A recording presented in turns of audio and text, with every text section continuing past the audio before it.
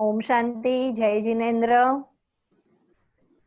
આજનો વ્યાખ્યાન આપણે ફરીથી નવકાર મંત્ર અને માંગલિકથી શરૂઆત કરીએ. ઓમ નમો અરિહંતાણં,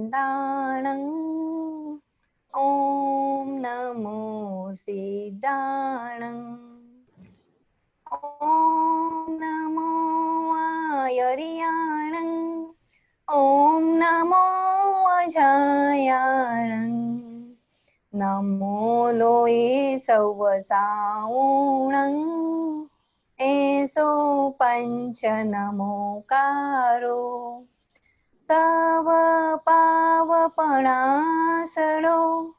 मंगलाणं च सवेसिं, मंगलाणं च सवेसिं, परमं हवै मंगलम्. चत्तारि मंगलम्, अरिहन्ता मंगलम्, सीधा मंगलम्, साहू मंगलम्, केवली पन्नतो धम्मो मंगलम्, मंगलम् अरिहन्ता मंगलम्. चत्तारि लोगोत्तमा, अरिहन्ता लोगोत्तमा, सीता लोगोत्तमा, साहू लोगोत्तमा, केवली पन्नतो धम्मो लोगोत्तमा, मंगलम मंगलम अरिहन्ता मंगलम्. चत्तारि शरणं पवज्जामि, अरिहन्ते शरणं पवज्जामि, सीधे शरणं पवज्जामि, साहू शरणं पवज्जामि, केवली पन्नतो धम्मो शरणं पवज्जामि. मंगलम मंगलम अरिहन्ता मंगलम, मंगलम मंगलम अरिहन्ता मंगलम. जय जिनेन्द्र. रोजनी जेम आजे पण अपनी साथे रोज की तरह आज हमारे साथ गीता बहन फिर से जुड़ चुके हैं और आज का जो हमारा विषय है वो है मिथ्यात्व से बड़ा मिथ्या चिंतन. तो अभी मैं रिक्वेस्ट करती हूँ ब्रह्मा कुमारी गीता बहन को जो हमारे साथ जुड़े हैं, तो अपना टॉपिक जो है वो आज हम सभी के सामने रखेंगे. ब्रह्मा कुमारी गीता बहन.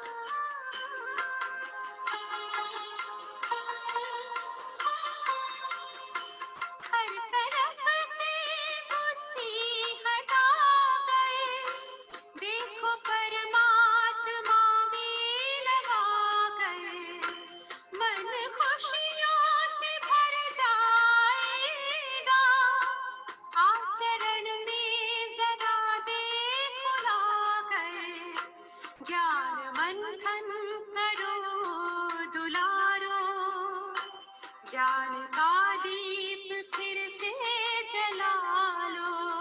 प्रभु चिंतन करो प्रभु प्यारो, तो घड़ी मन प्रभु में लगा लो। प्रभु चिंतन करो प्रभु प्यारो।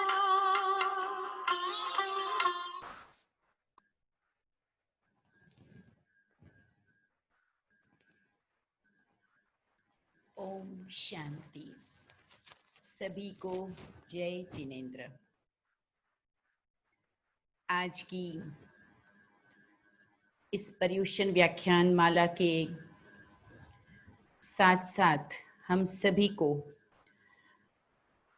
जो आनंद की अनुभूति हो रही है उसको तो हम सभी महसूस कर ही रहे होंगे, और इस आनंद के साथ जीवन को जीने का कुछ न कुछ तरीका भी आप सभी सीख रहे हैं।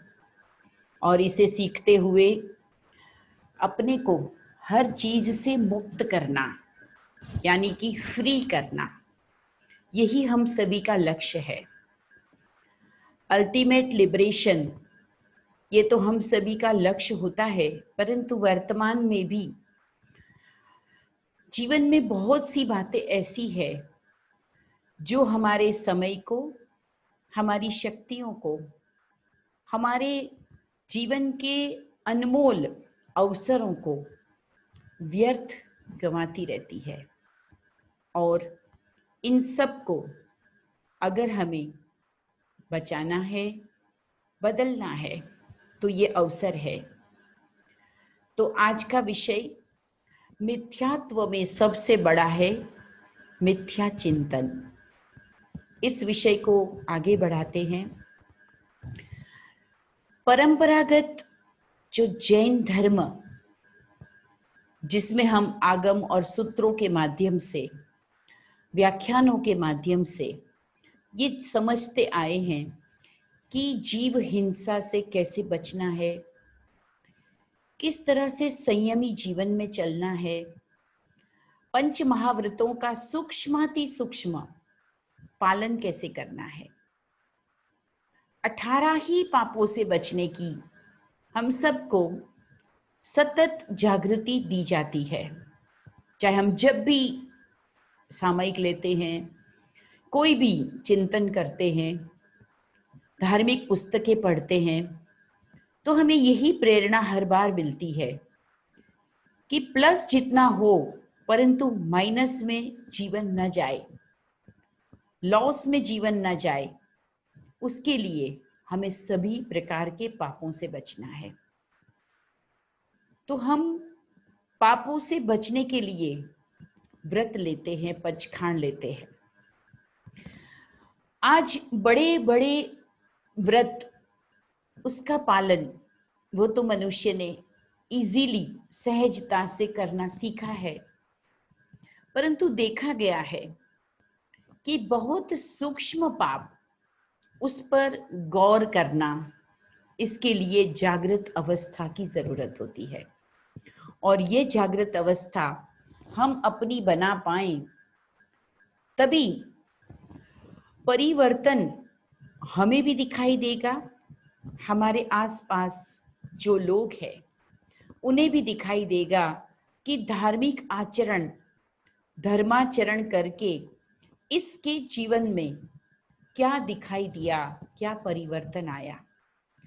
तो चलिए हम जरा चिंतन कर लेते हैं कि जो हमने असत्य, मृषावाद अथवा अहिंसा, प्राणातिपात, इसी प्रकार अमैथुन अर्थात ब्रह्मचर्य पालन, इन मुख्य व्रतों को कितनी गहराई से समझा है, क्योंकि यही जो चीजें हैं ये जीवन का आधार है। धर्म हमारे जीवन का आधार बना है या अभी तक कमजोरियों का आधार लेकर और कुछ न कुछ बहाने, एक्सक्यूज देकर हम चलते आए हैं। बहाना देना इंसान को सबसे सहज लगता है, किसी भी कारण को हम बड़ी से बड़ी भूल को बहाने से ढक देते हैं कि मुझे साधना तो करनी है, परंतु ये कारण है मैं नहीं कर पाती हूँ। मुझे शांत तो रहना है, ये कारण है मैं नहीं रह पाती हूँ। मुझे सभी व्रतों का पालन करना है, पर ये बातें हैं जिस कारण व्रत पालन नहीं होते हैं, साधना नहीं होती है, तप नहीं होता है, तपस्या करना नहीं हो पाता है। तो जो भी हम एक्सक्यूजेस ढूंढते हैं, जो भी हम बहाने ढूंढते हैं, वो बहाना कुछ और नहीं है, लेकिन हमारी आंतरिक कमजोरी को ढकने का एक कवच है। अब कुछ तो बताना ही पड़ेगा, इसलिए व्यक्ति अपनी कमजोरी न बताकर, लेकिन कमजोरी के कारण जो परिस्थिति उत्पन्न हुई है उस परिस्थिति का वर्णन करते हैं। अर्थात उस वृक्ष को तो दिखा रहे हैं, उस फल को तो दिखा रहे हैं जो सामने आया है, परंतु उसकी जड़ में वो कौन सा बीज पड़ा था जो ये फल उगा, जो ये परिस्थिति निर्माण हुई कि मैं किसी मोह में, मैं किसी माया में, मैं किसी लोभ में, मैं किसी झूठ में, मैं किसी निंदा में फंसती चली गई। और इन सब के लिए बहुत सुंदर वर्ड अगर एक ही कहे तो वो है मिथ्यावाद। मिथ्यावाद की बहुत सी चर्चा हम सब ने सुनी है। हम जब जब भी अपने जीवन में दृढ़ता पूर्वक कदम उठाते हैं तो हमें अपने समग्र रिसोर्सिस का पूरा ध्यान देना होता है। जब व्यक्ति को किसी दृढ़ लक्ष्य को दृढ़ता पूर्वक प्राप्त करना होता है तो वो काउंट करके चलता है कि कितने कदमों में कितनी स्पीड से और किस तरह से मेरी वो मंजिल मुझे मिलेगी। वो समय की काउंटिंग होती है, वो श्वास की भी काउंटिंग होती है, वो अपनी शक्तियों की भी काउंटिंग होती है। और जो ये हिसाब बराबर करके नहीं चलता वो कदाचित पश्चाताप अपने जीवन में प्राप्त करता है। तो ये जो ऑनलाइन पर्युषण व्याख्यान माला है, मैं समझती हूं कि आप सभी कागज पेन लेकर जरूर बैठते होंगे, नहीं तो ये आदत बहुत अच्छी है, बैठना चाहिए। और किसी भी ज्ञान को, समझ को मैं इस तरह से लेती हूं कि ये जो मुझे मिल रही है, चाहे वो जानकारी है, चाहे कोई समझ है, चाहे कोई एडवाइस है, सलाह है, वो मेरे लिए एक दर्पण है, एक मिरर है। और उस मिरर के सामने मैं आई हूं तो मुझे उस डिफरेंस को चेक करना है, जैसा मुझे होना चाहिए या जैसा मैं खुद को देखना चाहती हूं, बनाना चाहती हूं, प्रोजेक्ट करना चाहती हूं, उसमें जो मेरा विजन है उसमें, और मैं आज जो हूं उसमें, इन दोनों स्वरूपों के बीच में कितना अभी तक फासला है, कितना डिस्टेंस है, कितनी दूरी है, ये मुझे माप लेनी होती है। तो मिथ्यावाद अर्थात अव्रत या पाप के जितने भी स्थानक है, 18 पाप स्थानक हम लोग सुनते ही आए हैं, जहां जहां से मन, काया, वाचा तीनों के द्वारा धीरे धीरे धीरे आत्मा की ऊंची कला से गिरती कला शुरू होती है। वो अव्रत ये तो मिथ्या है ही, केवल साधु भगवंतों के लिए नहीं, लेकिन वो हर व्यक्ति जिसने प्रभु की शरण चाही है, जिसने धर्म का चोला अपने नाम के साथ, अपने सरनेम के साथ, अपने घर के ऊपर या अपने आप के ऊपर पहनना लगाना शुरू किया है, उसके लिए ये बहुत जरूरी है कि वो उन सभी प्रिंसिपल्स को भी समझे और वो सभी बातें जो ड्रॉबैक्स है, जो हमारी शक्तियों को, हमारे मूल्यों को, जीवन को व्यर्थ गंवाने के निमित्त है, उसे भी जरूर जान ले। कहते हैं ना, जितनी पहचान अपने दोस्तों की होनी चाहिए, उतनी ही सावधानी के लिए दुश्मनों की भी पहचान चाहिए। और कभी कभी तो दुश्मन मित्र के रूप में अपने आसपास घूम रहे होते हैं। याद रखना, ये आज के समय में बहुत कॉमन बात है कि कुछ हमारे आसपास मित्र के रूप में जो बातें, सुविधाएं, साधन, व्यक्ति होते हैं, लेकिन वही कभी कभी हमारे लिए दुश्मन यानी हमारी शत्रु, हमारी उन्नति में बाधक, हमारे ऊंचाई पर पहुंचने की जो हमारी यात्रा है उसमें रुकावट साबित होते हैं। और वो केवल कोई व्यक्ति ही नहीं होते हैं, कुछ हमारी आदतें भी ऐसी होती है, कुछ हमारी सोच भी ऐसी होती है जो हमें आध्यात्मिक साधना में बाधक बन जाती है। और हम उन आदतों से सुख भी पा रहे होते हैं, आराम भी महसूस कर रहे होते हैं, उस आदत के साथ जीने में कुछ ज्यादा ही कंफर्ट महसूस कर रहे होते हैं, परंतु ये तो तप का मार्ग है, ये तो त्याग का मार्ग है। और त्याग केवल वस्त्रों का नहीं होता। किसी ने कहा है कि माथा मूंडने मात्र से कोई मुनि नहीं बन जाता है।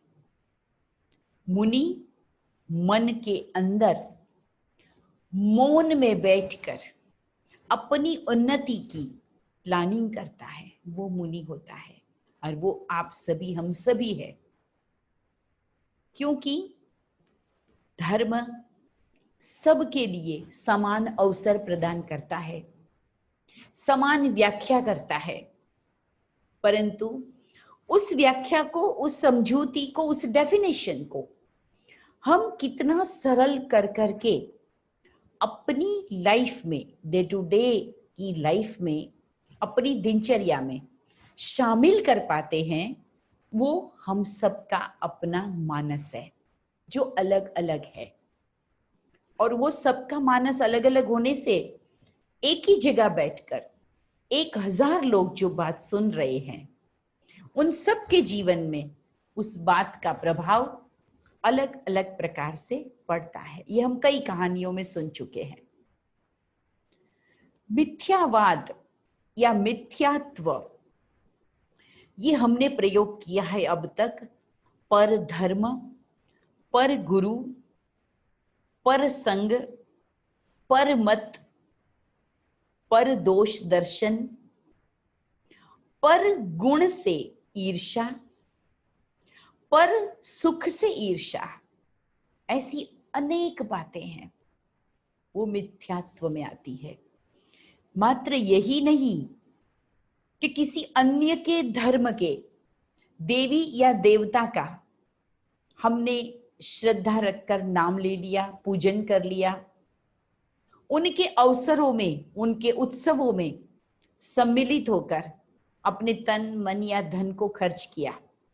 मात्र यही नहीं है, ये जरूर हो सकता है क्योंकि किसी भी धर्म को अपने अस्तित्व को बनाए रखने के लिए कुछ तो बाउंड्री लाइन बनानी ही पड़ती है, क्योंकि नहीं तो साधक भटक जाता है। जिसे कहते हैं ना कि अगर बहुत सारे लोग मिलकर के एक रेसिपी बनाएं तो वो कदाचित अच्छी नहीं बनती। इसीलिए एक ही व्यक्ति एक रेसिपी बनाता है तो चाहे एक नवीन प्रकार का ही स्वाद बन जाए, परंतु वो स्वाद होता है।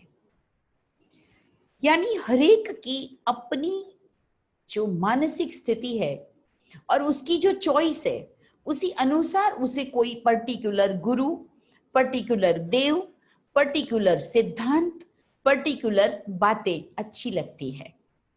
ये अच्छा लगना क्या है? अच्छा लगना दो बातों से होता है। अच्छा लगता है एक तो आकर्षण से,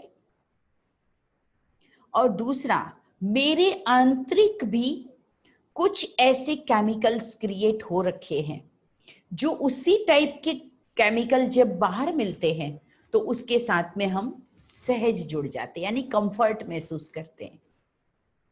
और इसी कंफर्ट महसूस करने के कारण व्यक्ति कभी कभी धर्म में अपने सिद्धांतों को थोड़ा सा बदल देता है। इसे मिथ्यात्व कहा कि अपने स्वधर्म को छोड़कर, अपने गुरु को छोड़कर, अपने नियमों को तोड़कर किसी और के बताए हुए मार्ग की प्रशंसा करना, मनमानी कर्म से अनुमोदना करना, स्वीकार करना, उसका उपयोग करना, उसे औरों को बताना, उसकी तरफ औरों को भी ले चलना, इन सबको मिथ्यात्व कहा गया। अभी आप सोचिए कि मान लीजिए कि एक यूनिवर्सिटी है, उसमें अनेक सब्जेक्ट पढ़ाए जाते हैं। एक स्टूडेंट अपने 3-4 सब्जेक्ट को पढ़ रहा है, लेकिन पिछले कुछ समय से उसका उस सब्जेक्ट में मन नहीं लग रहा है, और वो देखता है कि एक दूसरा उसका सहपाठी वो कोई दूसरा विषय पढ़ रहा है और वो बहुत अच्छे से एंजॉय भी कर रहा है, निरंतर उसके परसेंटेज बढ़ते जा रहे हैं और उसको एप्रिसिएशन भी मिल रही है, उसे मेडल्स भी मिल रहे हैं। एग्जाम के टाइम वो बिल्कुल निडर होता है, अच्छी स्टडी कर पाता है, उसे भी मन होता है कि मैंने भी यही सब्जेक्ट लिया होता तो अच्छा होता, और वो कोशिश करता है कि अभी भी 2-3 महीने तो स्टडी कर चुका हूँ, लेकिन अभी भी चांस है अगर मैं सब्जेक्ट को चेंज करूँ, और वो सब्जेक्ट बदलने की सोचता है। तो इसमें बुराई नहीं है, परंतु हाँ, अगर वो अपने पहले सब्जेक्ट में जितना न्याय दे पाता था, जितनी स्टडी कर पाता था, उतना भी अगर सब्जेक्ट बदलने के बाद दूसरे सब्जेक्ट को न्याय नहीं दे पाता, तो जो कहते हैं ना कि ना इधर के रहे ना उधर के रहे, तो घर के भी न रहे, घाट के भी न रहे, ऐसा कहीं असमंजस में, जिसको हिंदी में कहावत है, दुविधा में दोनों गए, माया मिली न राम, दोनों ही छूट गया।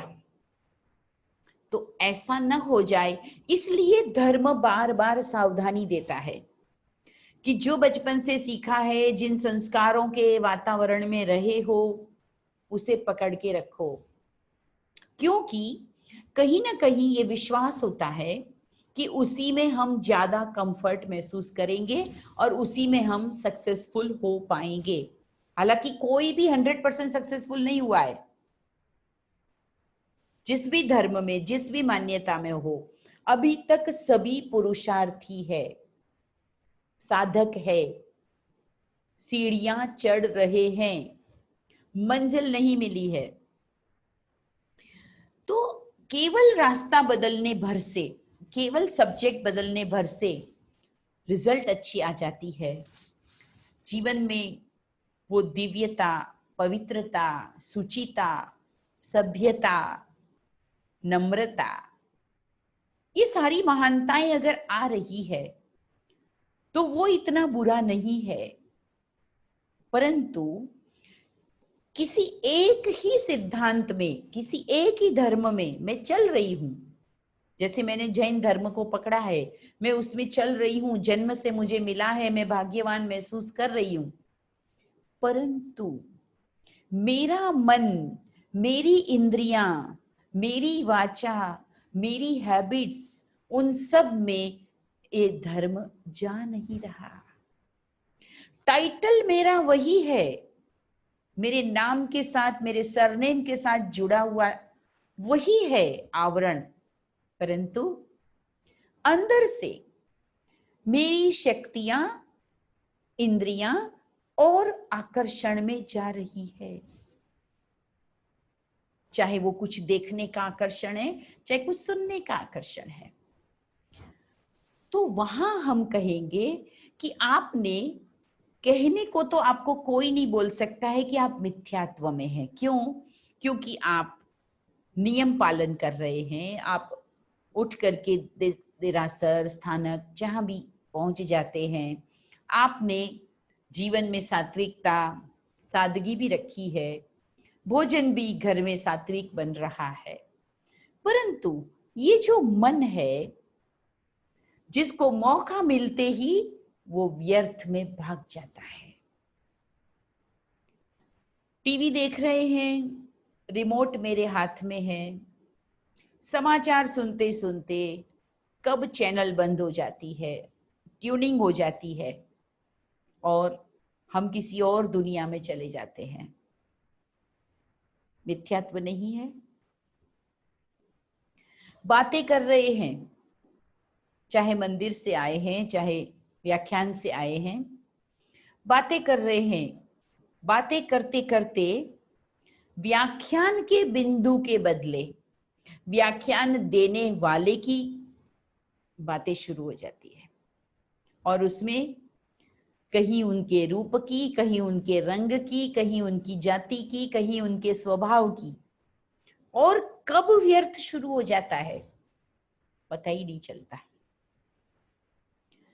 बात हो रही है किसी तपस्वी की, उसके हम प्रभावना देने जा रहे हैं, हम उसे मिलने जा रहे हैं, साता पूछने जा रहे हैं, गए हैं एक तपस्वी का साता पूछने, लेकिन वहां जाकर के भी 4 लोग और मिल गए, 4 और बातें मिल गई, और मेरा ध्यान उसमें चला जाता है, जिसको कहते हैं ना, आए थे हरि भजन को ओटन लगे कपास। गए थे हरि को नाम लेने, भजन करने, जागरण करने, लेकिन वहां कोई बैठ करके कपास की रुई निकाल रहा था और साथ साथ व्यर्थ बातें हो रही थी। तो वहां बैठ गए, मन को भी वहां बिठा दिया और वो भजन नहीं सुने। तो हम देखें कि मेरे इस मन को ये जो स्लिप खाने की आदत है, ये जो ट्यून बदलने की आदत है, चैनल बदलने की आदत है, वो कितनी ज्यादा है। और ये जो मिथ्या चिंतन है ना, किसी के शरीर का, किसी की आदतों का, स्वभाव का, किसी के घरेलू संबंधों का, किसी की कमी कमजोरी का, ये समग्र चिंतन, ये मेरी आंतरिक शक्तियों में एक लीकेज है।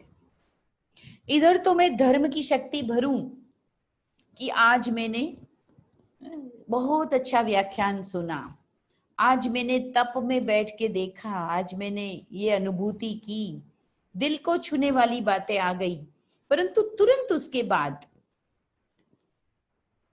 उपाश्रय से बाहर निकले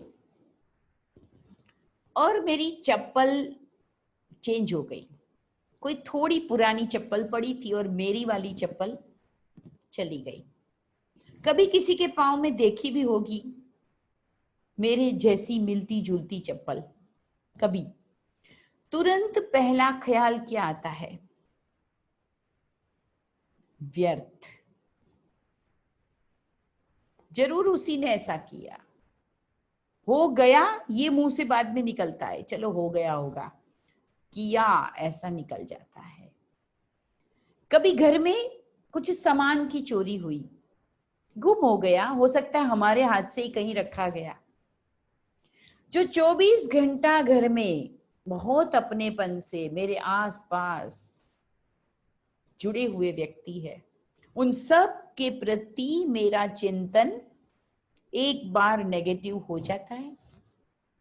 अभी तक कुछ भी पता नहीं है, हकीकत क्या भी हो सकती है, आई डोंट नो, परंतु जब तक की हकीकत सामने आए उसके पहले मेरा मन हर एक के प्रति शंकालु हो जाता है।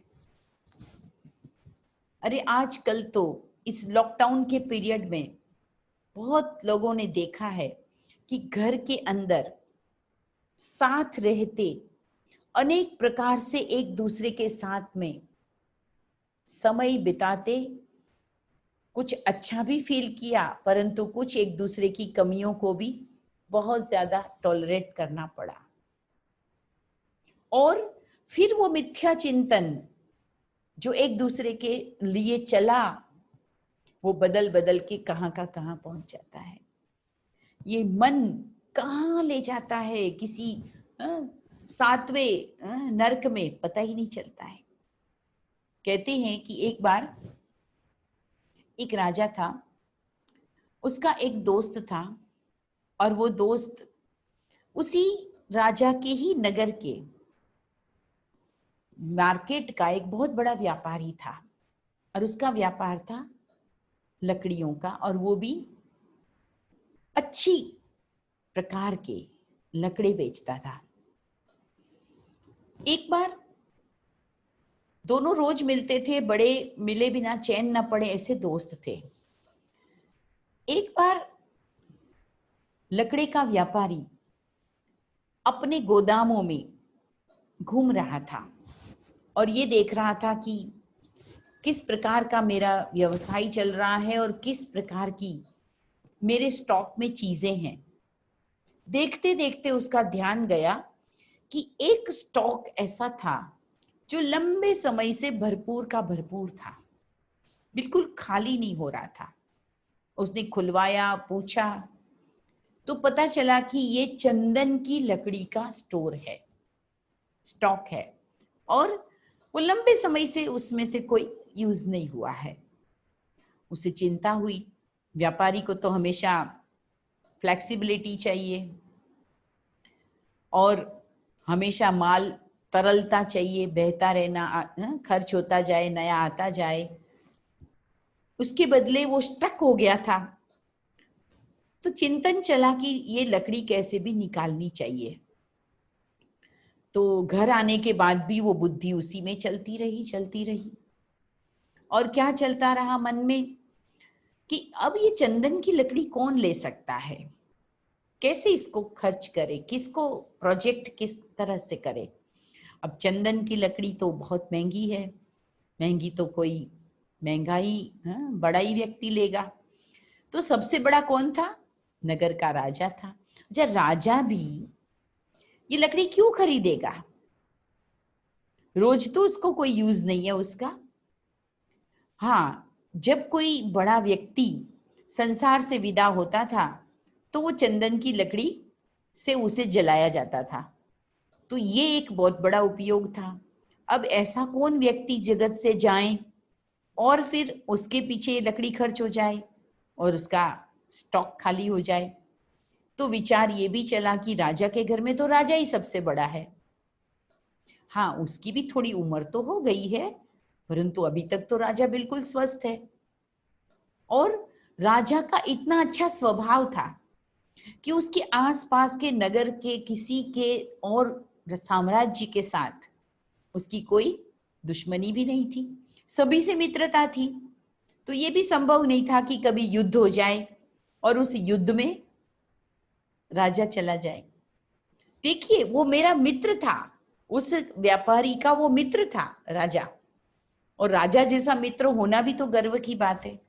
परंतु ये चिंतन, फिर उसका विचार चलता है कि ऐसा भी तो हो सकता है ना कि राजा को कोई धोखे से मार डाले, तब भी तो राजा की मृत्यु हो सकती है, और ऐसे में भी तो मेरी लकड़ी खर्च हो सकती है। अच्छा, राजा को धोखे से कौन मार सकता है? राजा के आसपास तो बहुत सिक्योरिटी होती है। ये भी विचार चला, सिक्योरिटी तो बहुत होती है, ऐसे में राजा का धोखे से मरना भी संभव तो नहीं है। तो फिर क्या हो सकता है? तो ऐसा कोई उसका प्रियजन हो, विश्वासु व्यक्ति हो, जो रोज उसके पास चला जाता हो, उसके पास बैठ जाता हो सकता है कि वो उसके साथ अचानक धोखा कर दे और उसे धोखे से मार डाले, विश्वासघात कर दे। ऐसा कौन है? उस पर भी चिंतन चला। देखिए, ये चिंतन कितना कहां तक ले जाता है व्यक्ति को। तो चिंतन चलने लगा कि ऐसा कौन है, कौन है। तो विचार आया कि अरे, राजा का परम मित्र तो मैं हूं, और ऐसा अगर कुछ करना ही हो तो सबसे ज्यादा कोई अगर कर सकता है तो वो मैं कर सकता हूं। अब क्या चिंतन चला, जो मेरा परम मित्र है, मैं जिसके पास रोज जा सकता हूं, मिलता हूं, जो इतना महान है, शक्तिशाली है, मेरे से इतना प्रेम है, उस व्यक्ति को अगर मेरे द्वारा खत्म कर दिया जाए तो किसके लिए? सिर्फ वो कुछ चंद रुपयों की लकड़ी के लिए। इतने तक विचार चला, परंतु नहीं नहीं नहीं नहीं, फिर डर लगा, ऐसा नहीं सोचना है मुझे। पर वो जो मन में चली गई थी बात, वो निकल नहीं रही थी, निकल नहीं रही थी। अब क्या होता है, जैसे ही उससे मिलने जाता था तो कभी तो आंखें नहीं मिला पाता था, कभी तो उनकी बातें सुनते सुनते ध्यान बट जाता था। क्यों? कि जिसके सामने बैठा हूं उसके बारे में तो मेरे मन में क्या कुछ नहीं चल गया, और चल रहा था अभी भी। तो मुलाकात भी ऑफिशियल, दिल से नहीं, प्यार की नहीं, ऐसी हो गई।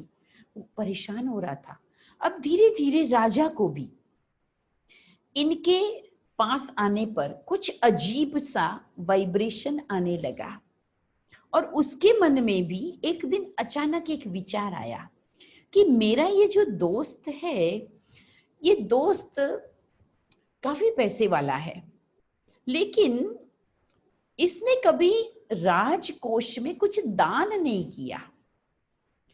मेरे राजकोष में कई लोग दान पुण्य करते हैं, लेकिन मेरे यहाँ जो दोस्त है ना, उसने इतना धन अर्जित करने के बाद भी कभी विशेष कोई दान नहीं किया। ये दान करे, इसके पास का खजाना है, वो राजकोष में काम आ जाए तो कितना अच्छा है। अब उसका भी चिंतन शुरू हो गया कि ऐसे तो ये इसको दान करना कहना मुश्किल है, ये तो कंजूस है, इतना तो नहीं करेगा। तो क्या हो सकता है कि इसका खजाना कहीं राजकोष में काम आ जाए। तो उसको विचार आता है कि अरे, ये जो मेरा दोस्त है, व्यापारी है जो लकड़ी का, इसकी कोई औलाद तो है नहीं, इसके पीछे कोई संतान तो है नहीं। अगर ये जिस दिन संसार से विदा होगा, उस दिन इसका सारा धन राजकोष में आ जाएगा, क्योंकि इसके पीछे कोई वारिस तो है नहीं। ये तो बड़ी अच्छी बात हो जाएगी, फिर तो सारा का सारा इसका धन राजकोष में आ जाएगा। तो ये लेकिन कैसे होगा? अभी तो वो स्वस्थ है, अच्छा खासा जीवन जी रहा है, तो उसको क्या खान पान की कमी है जो वो बीमार भी नहीं है, कुछ भी नहीं है। हाँ, ऐसा हो सकता है कि अगर उसको कोई मार डाले। देखिए, राजा के मन में भी ये थॉट आने लगा। क्यों? कि उसके मन में भी क्या आ रहा था कि राजा चला जाए तो मेरी लकड़ी बिक जाए, और राजा को चिंतन आया कि मेरा ये दोस्त चला जाए तो उसका धन मेरे राजकोष में आ जाए। दोनों ही भारी हो गए मन से, इतना मन पे बोझ। फिर एक दिन तय किया, आज मिलके कुछ बैठ के बात करते हैं, मन को हल्का करते हैं। हिम्मत जुटाई, कैसे भी करके हिम्मत करके दोनों ने अपनी अपनी बात बताना शुरू किया कि पिछले कुछ दिनों से मुझे आपके लिए बड़ा व्यर्थ चिंतन चल रहा है। बताते बताते शर्म आ रही, संकोच हो रहा है, पर बताना पड़ेगा। दूसरे ने कहा, क्या बात है, मुझे भी आपके लिए ऐसा ही चिंतन चल रहा था। और दोनों ने बैठ के लंबी बातें की, मन को हल्का किया, एक दूसरे से क्षमा मांगी, एक दूसरे से पश्चाताप किया, सॉरी कहा, रोए, गले मिले। और अब जड़ क्या थी? तो उसने कहा, जड़ थी ये चंदन की लकड़ी। तो राजा ने कहा, अरे क्या बड़ी बात है, तुम्हारी चंदन की लकड़ी तो खाली करनी थी ना, चलो मैं वैसे ही खरीद लेता हूँ। और मैंने कुछ दिनों से ऐसा सोचा है कि हमारे गांव में एक सुंदर सा मंदिर बनाता हूँ, और उस मंदिर में लोग आए ताकि उनकी भावनाएं भी अच्छी हो, अच्छा एक स्थान बन जाए, मेरे नगर की एक शोभा बढ़ जाए, और गांव गांव के लोग भी वहां पर कभी आए। ऐसा मुझे विचार आ रहा है, तो मैं तुम्हारी लकड़ी खरीद लेता हूँ और मैं एक मंदिर उस चंदन की लकड़ी से बना देता हूँ। उसी विचार को सुनकर व्यापारी भी खुश हो गया। कहा, राजा ये तो बहुत सुंदर विचार है, तो ये ऐसे पुण्य कार्य में अगर लकड़ी खर्च होने वाली है तो मुझे उस लकड़ी का कोई दाम नहीं चाहिए, मैं उसे दान देता हूं।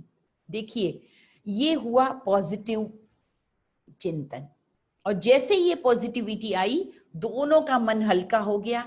दोनों बहुत खुश हो गए, दोनों एकदम प्रसन्नता से, एनर्जी के साथ में, उत्साह के साथ में उस मंदिर की तैयारी में लग गए और इस प्रकार ये मिथ्या चिंतन का अंत हुआ। लेकिन याद रखना बहनों, हर जगह स्टोरी का अंत ऐसा नहीं होता। बहुत सी स्टोरीज, बहुत से लोगों के संबंध, बहुत से परिवार सिर्फ इस मिथ्या चिंतन को रोक न पाने के कारण, नेगेटिव थिंकिंग को समझ न पाने के कारण बर्बाद हो जाते हैं। जब जड़ में जाते हैं तो केवल किसी का स्वार्थ, केवल किसी का गुस्सा, केवल किसी के अंदर का लालच, केवल कम्युनिकेशन का गैप, केवल लैक ऑफ अंडरस्टैंडिंग, बस ऐसी छोटी छोटी बातें होती है और वो ले जाती है हमको इतने वर्स्ट सिचुएशन में, इतनी वर्स्ट थिंकिंग तक ले जाती है। इसलिए बहुत संभालने की जरूरत है। इसलिए मैंने इस विषय को चुना कि मिथ्यात्व से हम बहुत जागरूक होते हैं, डरते हैं, क्योंकि मिथ्यात्व को पाप कहा गया। परंतु मिथ्यात्व से बड़ा मिथ्या चिंतन है, ये मैंने आज का विषय इसलिए लिया है। बचपन में हम कथा सुनते थे, एक गरीब ब्राह्मण सोमदत्त, और वो घर घर से आटा इकट्ठा करता था। धीरे धीरे धीरे एक मटकी में थोड़ा थोड़ा बचा हुआ आटा जमा करता था। एक दिन टूटी सी खाट पे, टूटी फूटी उसकी कुटिया में लेटे लेटे उसने उस मटकी को देखा तो नजर गई कि वो मटकी थोड़े ही समय में भर जाएगी।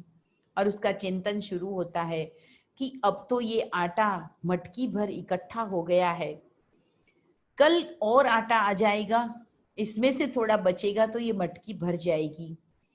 फिर इस आटे को कल बेच देता हूं, फिर क्या करूंगा? आटा बेच के बकरी खरीदूंगा, फिर क्या करूंगा? बकरी को दूध देने से जो पैसा आएगा बकरी से, उससे और एक बकरी खरीद लूंगा, 2 बकरी दूध देगी और ज्यादा पैसा आएगा। फिर एक भैंस खरीद लूंगा, बकरी को बेच दूंगा, भैंस खरीद लूंगा, भैंस और भी ज्यादा दूध देगी, उस दूध से और अधिक कुछ न कुछ बेचते, कुछ मावा बना लूंगा, मिठाई बना लूंगा, बेचता रहूंगा और ज्यादा इनकम होती जाएगी।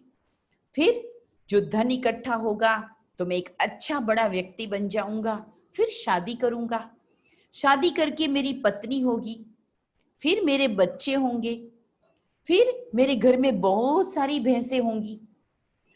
मेरे बच्चे एक दिन रो रहे होंगे, मैं अपनी पत्नी को आवाज लगाऊंगा, अरे ये बच्चा रो रहा है, इसको उठाओ। लेकिन घर में तो इतनी भैंसें होंगी और मेरी पत्नी तो उसमें ही लगी होगी, वो सुनेगी ही नहीं और वो बच्चा रो रहा है।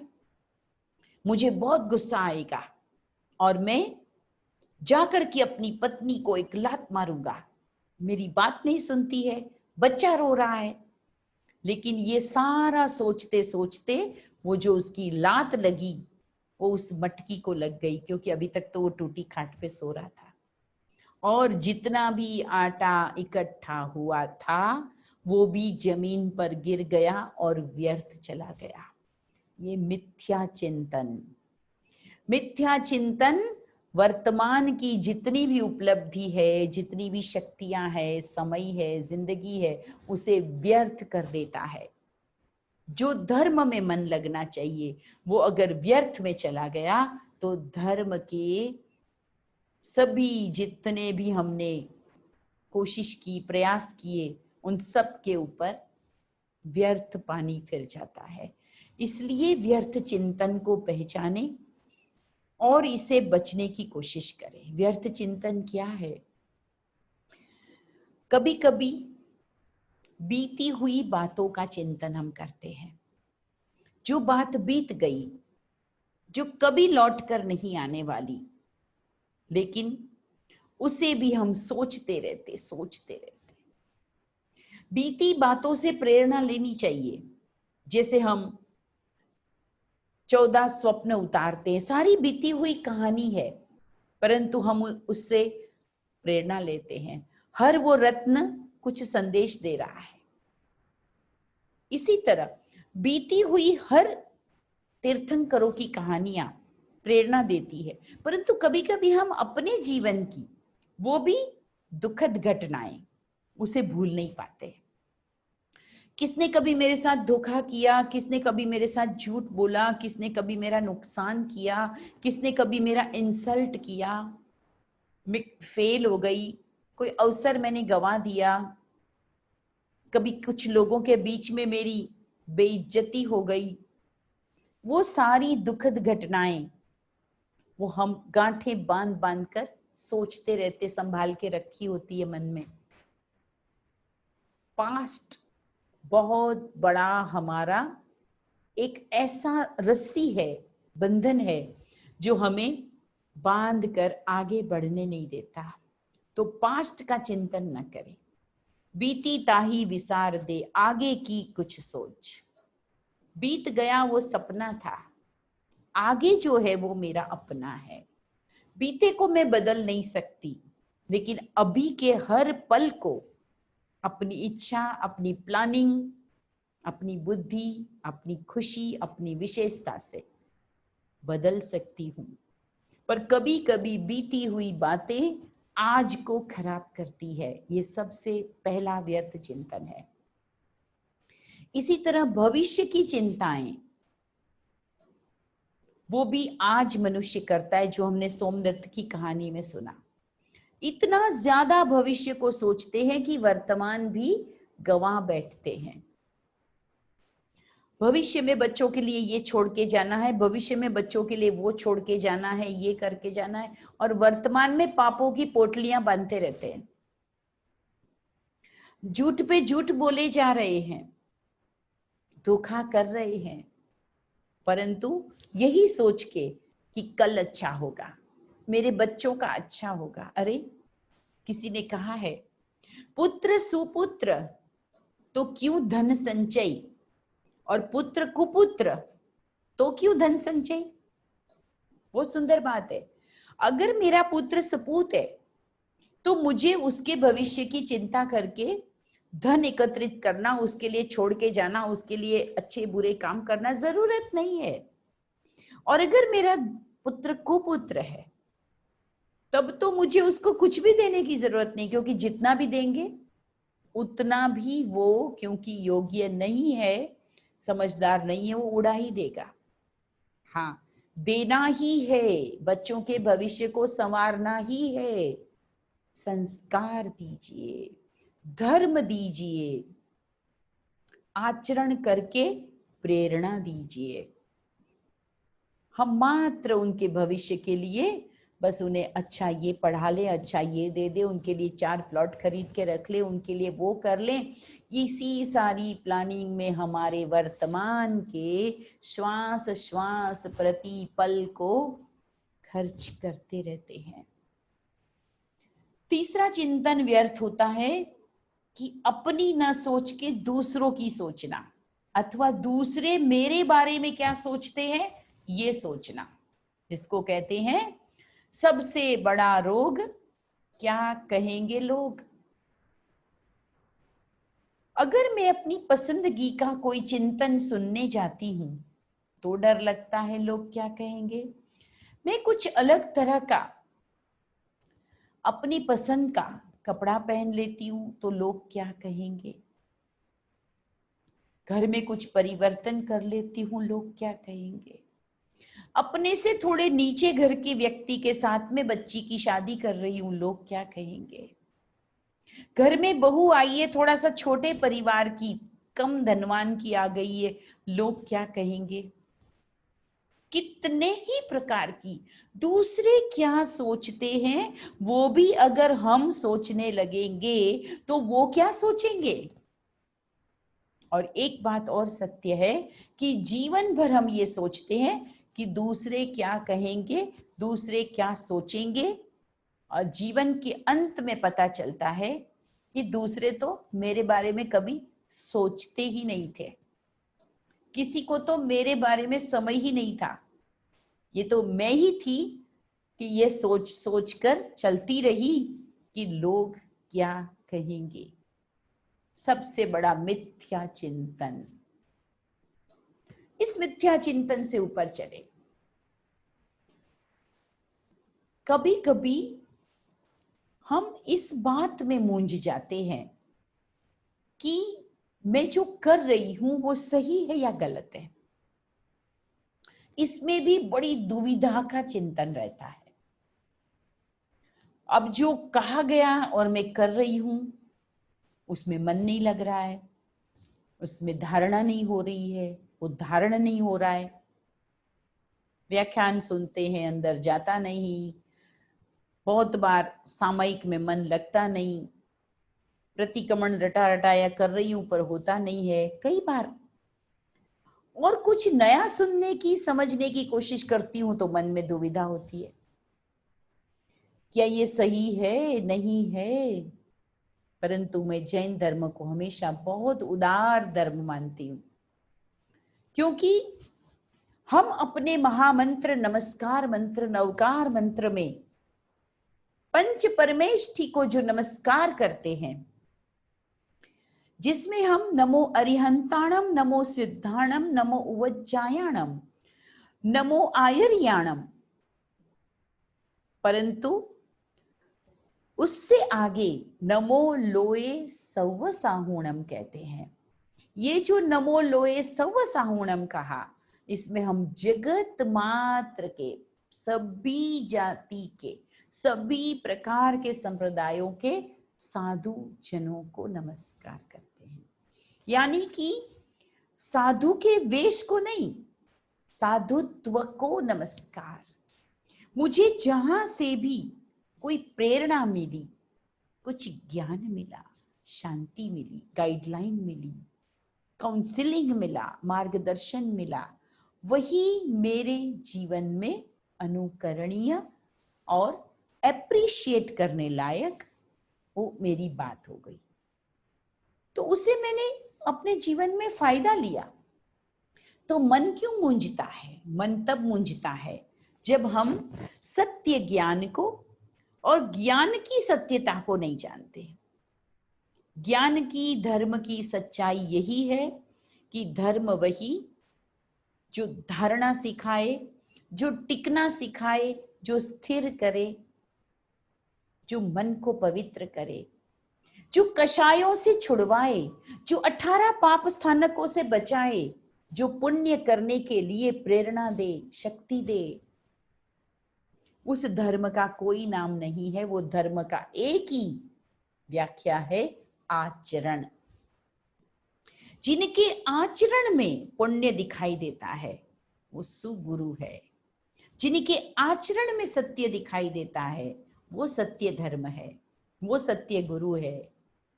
तो कभी ना मूंझे, अपने मन की आंख से परख ले तो मिथ्यात्व में कभी नहीं फंसेंगे। ये उलझनों में मन कभी नहीं रहेगा।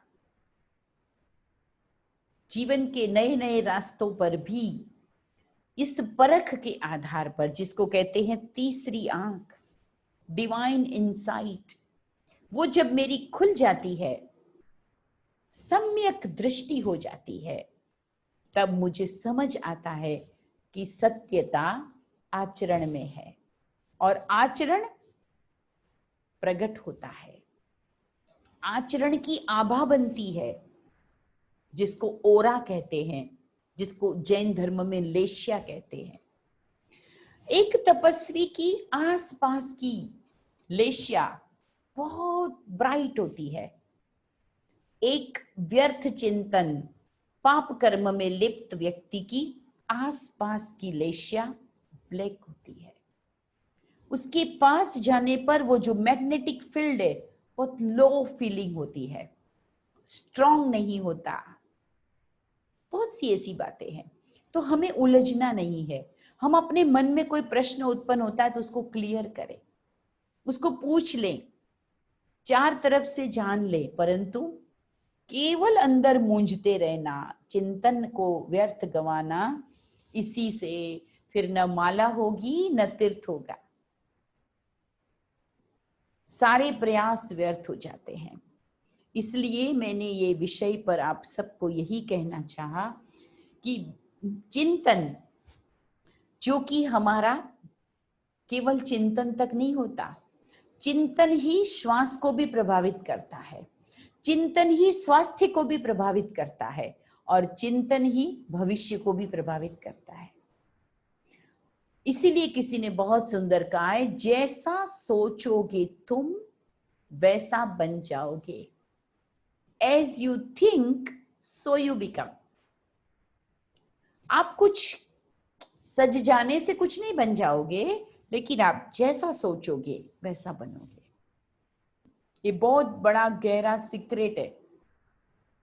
व्यर्थ सोचेंगे, जिंदगी में आज भी जो है वो भी गंवाते गंवाते गंवाते लेस होता जाएगा, दायरा सीमित होता जाएगा। श्रेष्ठ सोचे, मैं श्रेष्ठ हूं, निर्दोष हूं। जितने भी लोग मेरे सामने आते हैं ये भी श्रेष्ठ है, शुद्ध है, निर्दोष है। मेरा ध्यान ही उस पर जाए जो उनके 100 अवगुणों के बीच में उनके अंदर एक कोई अच्छाई होती है, गुण होता है। मेरा ध्यान ही उस पर जाए। जैसे कि हंस हमेशा अच्छी चीज को चुगता है, और बगुला उसी रंग रूप का परंतु गंदगी को चुगता है। जब मैं हंस बुद्धि बनूंगी तो मेरे चिंतन में किसी की बुराई, किसी की कमी नजर ही नहीं आएगी, ध्यान ही नहीं जाएगा, देखते हुए भी नहीं देखेंगे। और जिसका इतना अच्छा पारदर्शी मन होगा उसको तो धर्म समझो धारण हो चुका। उसने तो समझो सब कुछ धर्म को पी लिया है। लेकिन इतना मुश्किल नहीं समझना, बहुत सहज है। प्रतिदिन सवेरे से ही लक्ष्य रखें कि जैसे मेरा पचखाण है, मुझे ज्यादा सोचना नहीं है। जैसे मैं ज्यादा पानी नहीं यूज करूंगी, मैं ज्यादा बोलूंगी नहीं। अलग अलग प्रकार के पचखाण हम लेते हैं। तो अगर हमें ये भी पचखाण के रूप में लेना है, दूसरा चिंतन को प्रभावित करने वाली चीजें क्या है। मुझे कुछ समय पहले एक चिंतक ने ये बात बोली थी कि आज के समय में जितने भी घरेलू हिंसा के मामले होते हैं, झगड़े होते हैं, पति पत्नी के बीच के झगड़े होते हैं, बालक बालिका के बीच में जो एक गलत अफेयर्स होते हैं आजकल, जो कॉमन हो गया है, माँ बाप भी परेशान, वो बच्चे खुद अपरिपक्व होते हैं, मैच्योर नहीं होते हैं, कहीं ना कहीं फंस जाते हैं। इन सब का कारण क्या है? मीडिया। जो हम देखते हैं वो हम करने को प्रेरित हो जाते हैं। आज हम सारा दिन अपने आसपास जो मनोरंजन के साधन हमने अपना रखे हैं, जो सोशल मीडिया को हमने अपना रखा है, जो कम्युनिकेशन के साधन हमने अपना रखे हैं, इन सब से अंदर क्या जा रहा है? दिखावा, कंपटीशन, एक दूसरे को नीचा दिखाना, स्वार्थ, गुस्सा और अनेक प्रकार के अफेयर्स, अनेक प्रकार के संबंधों के अंदर डिसरिस्पेक्ट। यही सब अगर हम देखते रहते हैं और उसके सामने अच्छाई कितनी, न धर्म है, न स्वाध्याय है, न रोज का व्याख्यान है, न रोज की कोई स्टडी है, तब फिर ये मिथ्या ही अंदर जा रहा है। तो जैसा इनपुट वैसा ही आउटपुट। इनपुट क्या हो रहा है? नेगेटिव। इसलिए पचखाण लेना है तो ये भी लें। व्हाट्सएप, फेसबुक, सोशल मीडिया का कम से कम यूज करेंगे, फिल्में नहीं देखेंगे, हर धारावाहिक को नहीं देखेंगे, क्योंकि समय तो जा ही रहा है। लेकिन सबसे बड़ा नुकसान मेरे अंतर मन को वो प्रभावित करती है बातें। और जैसे एक धारावाहिक में एक पति अपनी जॉब से, अपने बिजनेस से रोज के मुकाबले लेट आने लगा है, पत्नी इंतजार करती रहती है, पति आने के बाद भी पत्नी के साथ ठीक व्यवहार नहीं कर रहा है, पत्नी धीरे धीरे उसके पीछे जाकर देखती है, उसे पता चलता है कि मेरे पति का मेरे सिवाय भी किसी और जगह पर प्यार जुड़ गया है। ये धारावाहिक है, उनको तो कहानी को कैसे भी खींचना है, ज्यादा से ज्यादा एपिसोड्स बनाने हैं, इसलिए उन्होंने ये कहानी रची। पर देखते देखते व्यक्ति जो सतत देखता है टाइम सर हर एपिसोड, अगर सवेरे का मिस हुआ तो शाम को, शाम का मिस हुआ तो सवेरे, जो भी रिपीट होता है सब देखना ही देखना है, तो क्या हो जाता है कि जब हम कोई भी कहानी को इतना गौर से रोज रोज देखते रहते हैं तो उनके पात्रों के साथ में, उनके कैरेक्टर्स के साथ में हमारे स्वभाव अनुसार हम जुड़ जाते हैं। जैसे एक महिला उस धारावाहिक की महिला से अपने आप को मैच करती है, अब जब उस महिला से खुद को मैच किया तो उसके पति से किसको मैच करेगी? अपने पति को। अब मेरा पति भी कुछ दिनों से अपने बिजनेस से लेट घर पे आने लगा, पहला थॉट क्या आएगा? शायद कहीं कुछ गड़बड़ तो नहीं। नेगेटिव बहुत जल्दी आता है, और उसी शक को अगर पलने दिया, पोसते रहे, तो कहीं ना कहीं स्पॉइल होना उस संबंध का संभव है, घर में डिजास्टर आना संभव है।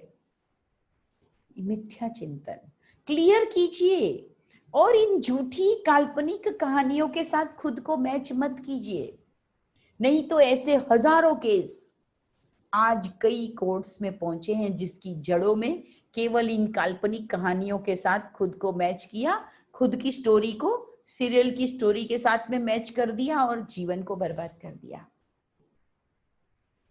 और हम आजकल जान चुके हैं कि ये मनोरंजन की दुनिया जितनी ऊपर से रुपहली सुनहरी है, अंदर से कितनी काली है।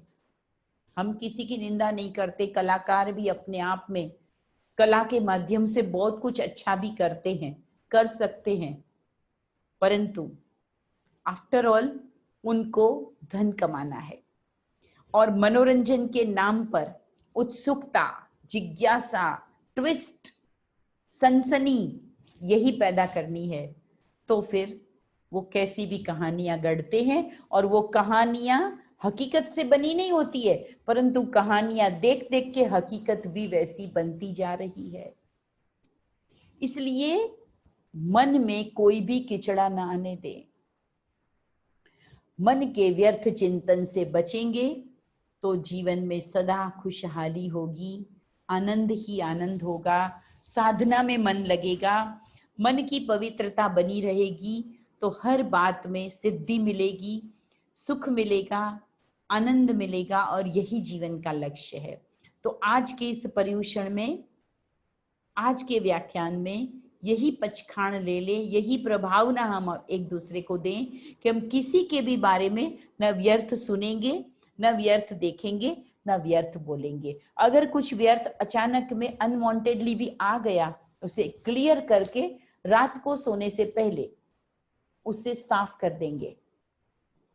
हम करते हैं ना, 4 प्रकार का प्रतिक्रमण करते हैं, राई प्रतिक्रमण, देवसी प्रतिक्रमण, है ना, पखवाड़ी प्रतिक्रमण और बड़ा प्रतिक्रमण, 5 प्रकार का करते हैं। तो इसी तरह से हम रोज का रोज अपना खाता क्लीन कर दे। महावीर स्वामी जी ने अपनी वाणी में कहा है कि अगर आपस में कोई मनमुटाव हुआ हो तो भोजन करने से पहले क्लियर कर ले, नहीं तो भोजन अंदर गया तो वो और भी उस बात को पक्का कर देगा, वो लंबा चलेगा। मन को व्यर्थ से मुक्त कीजिए, मन को इस बंधन से छुड़ाइए, मन रूपी पंछी को उड़ने दीजिए, आगे बढ़ने दीजिए। तो मेरी आप सबसे यही विशेष रिक्वेस्ट है कि काल्पनिक जगत में कुछ भी हो रहा है, बाह्य जगत में कुछ भी हो रहा है, दिनों दिन गिरती कला है, परंतु मुझे अपनी ऊंची चढ़ती कला लेनी है, उड़ान लेनी है, मुक्त गगन में विचरण करना है, बहुत ऊंचे जाना है, ऊंचे लक्ष्यों को पाना है, तो अपने कान को, अपनी दृष्टि को, अपने मुख को चारों तरफ से समेट के समर्थ चिंतन करे, व्यर्थ चिंतन से पूर्णतया अपने को मुक्त करते चले। ओम शांति। जय जिनेंद्र। ऐसे ही विषय के साथ में फिर हम कल मिलेंगे। आज की प्रभावना दीना बेन की तरफ से गायत्री गौशाला के लिए दी जाएगी, जो कि आप सभी के लिए बहुत बहुत उनकी अनुमोदना करने का समय है। ओम शांति।